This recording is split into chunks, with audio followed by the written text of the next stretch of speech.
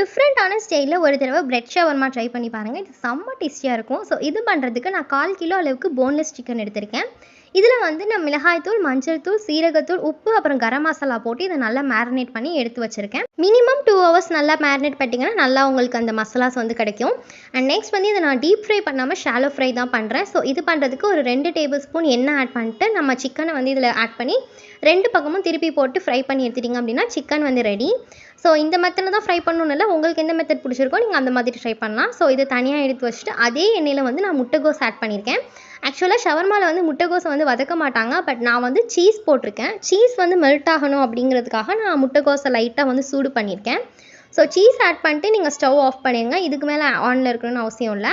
So இப்போ இதுக்கு தேவையான அளவு உப்பு ஆட் பண்ணிவிட்டு நெக்ஸ்ட் வெங்காயம் ஆட் பண்ணியிருக்கேன். வெங்காயம் ஆட் பண்ணிட்டு இதையும் நல்லா மிக்ஸ் பண்ணி விட்டுருங்க.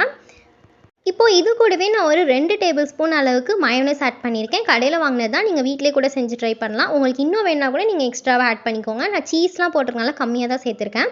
இதுக்கப்புறமா சில்லி சாஸ் ஆட் பண்ணியிருக்கேன். இப்போ இதை நல்லா மிக்ஸ் பண்ணிட்டீங்க அப்படின்னா ஷவர்மாக்கான ஃபில்லிங் ரெடி. ஸோ இப்போ இது தனியாக இருக்கட்டும். இப்போ இது நம்ம ரெடி பண்ணுறதுக்காக நான் என்ன பண்ணியிருக்கேன் அப்படின்னா பிரெட் ஸ்லைசஸ் வந்து எடுத்திருக்கேன். ஸோ 2 பிரெட் ஸ்லைசஸ் எடுத்துகிட்டு நம்ம ரெடி பண்ணி வச்சுருந்த ஃபில்லிங்கை வந்து ஃபர்ஸ்ட் இதில் வந்து நம்ம ஒரு லேயர் மாதிரி ரெடி பண்ணிடலாம். உங்களுக்கு ஃபில்லிங் எந்த அளவுக்கு வேணுமோ நீங்கள் அந்தளவுக்கு ஆட் பண்ணிக்கோங்க. நெக்ஸ்ட் வந்து ஃப்ரை பண்ணி வச்சுருந்த சிக்கன் பீசஸ் வந்து ஆட் பண்ணிக்கோங்க. ஆட் பண்ணிட்டு இன்னொரு பிரெட் பீஸ் வச்சு இதை மூடிட்டு நீங்கள் வேணும்னா டோஸ்ட் பண்ணிக்கலாம், இல்லைனா நீங்கள் அப்படியே கூட சர்வ் பண்ணலாம். செம்ம டேஸ்டியான பிரெட் ஷவர்மா ரெடி. இதை கண்டிப்பாக ட்ரை பண்ணி பாருங்கள். வீடியோ பிடிச்சிருந்தா லைக் பண்ணிக்கோங்க.